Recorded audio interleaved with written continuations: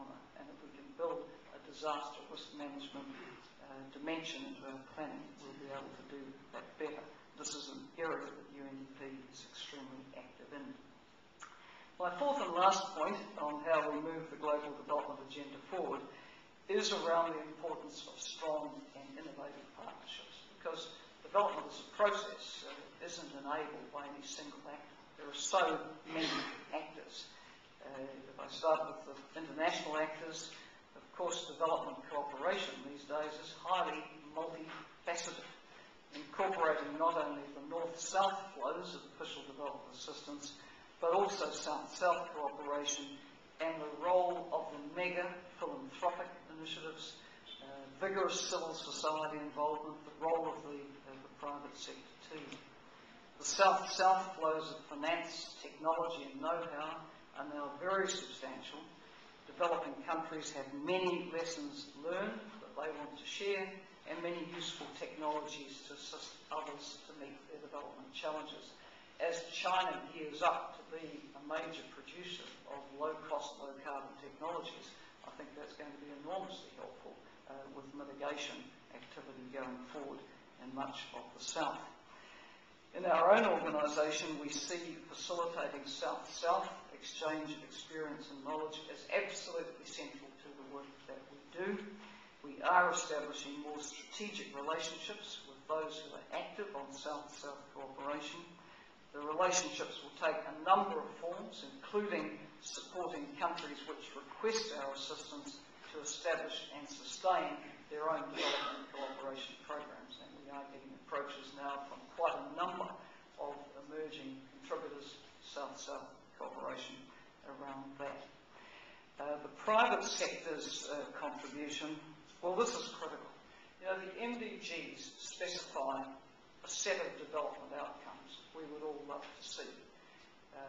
Perhaps it reflects my Asia-Pacific background, but when I look at what has lifted hundreds of millions of people out of poverty in China, I look at the development of the strong economy, I look at the role of investment, I look at the role of trade.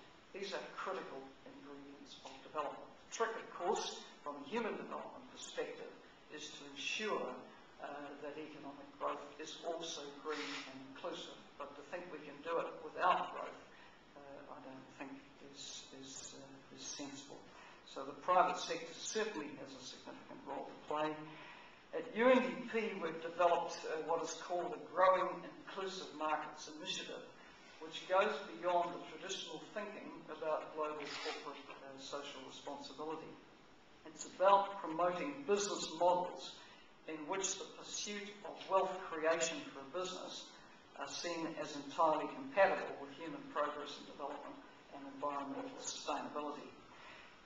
Your own country, Australia, along with Britain and our organisation, have been spearheading what's called a business call to action, designed to enlist the private sector as an active partner in achieving the MDGs. And Kevin Rudd personally has been very supportive of this work. Strong partnerships, of course, are also needed within the UN development system itself. I referred to the 27 agencies in the UN Development Group. Of course, if you started with a blank piece of paper at the start of the 21st century and said, would you have 27 agencies? The answer would undoubtedly be no. But we have to work with reality. We have agencies with a long and proud history. In the case of the ILO, going back to 1919, the birth of the League of Nations, the job for us is to coordinate very, very closely in what we do for the benefit of developing countries. I would, of course, also want to underline that in development, the vast bulk of the resources come from developing countries themselves. What we can do through development cooperation must therefore aim to be catalytic and supportive. It can't do the whole job, and nor can it substitute for committed leaders and vision and solid strategies and policies and capacity to deliver in country. That is absolutely basic if we're to make progress. But I'm I'm a strong believer that if we have the resources, if we have the strong partnerships, if we can back the leaders, governments and people with a vision of what can be, we can make a substantial difference for development. And I certainly hope to be supporting that process in my present capacity.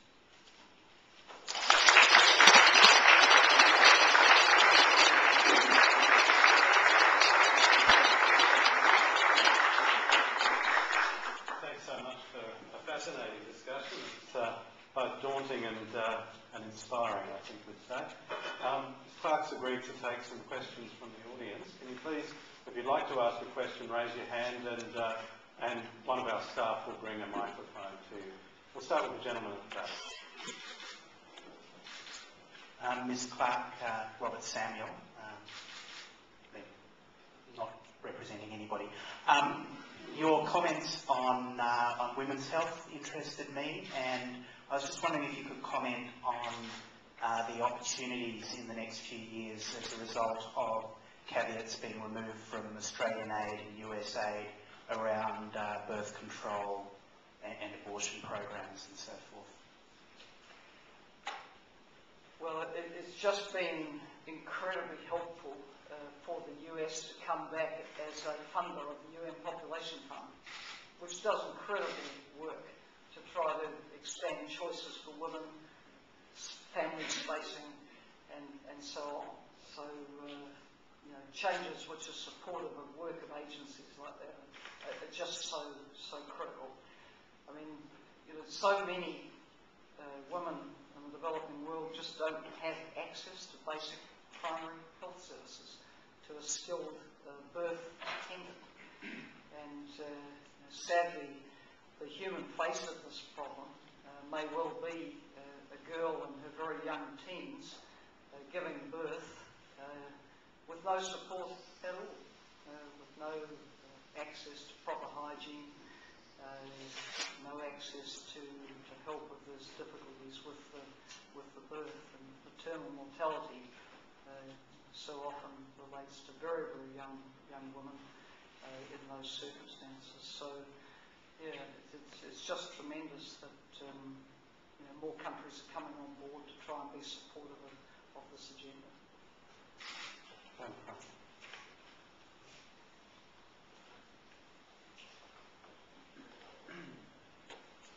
Fiona Wayne, Environment Business Australia. Thank you.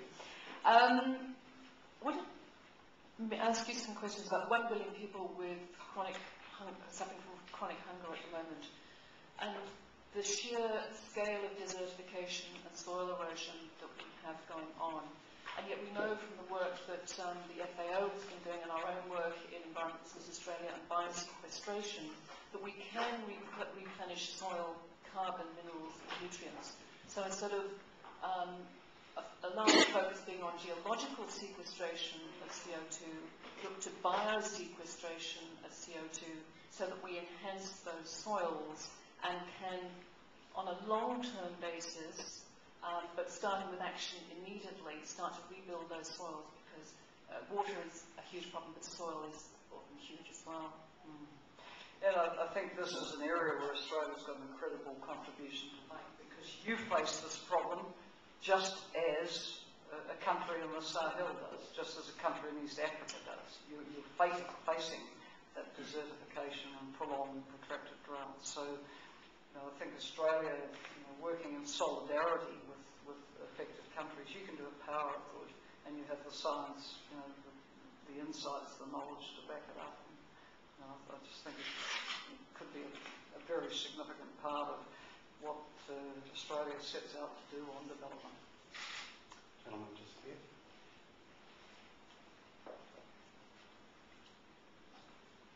Archie Law from Action Aid. One of the themes that seemed to be running through your presentation, Helen, was the need for resourcing, whether it's climate change, MDGs, the whole issue of partnership. And just noting the renewed interest in a tax on financial transactions at a global level, including securities and derivatives, and seeing that Ms. Sarkozy, Brown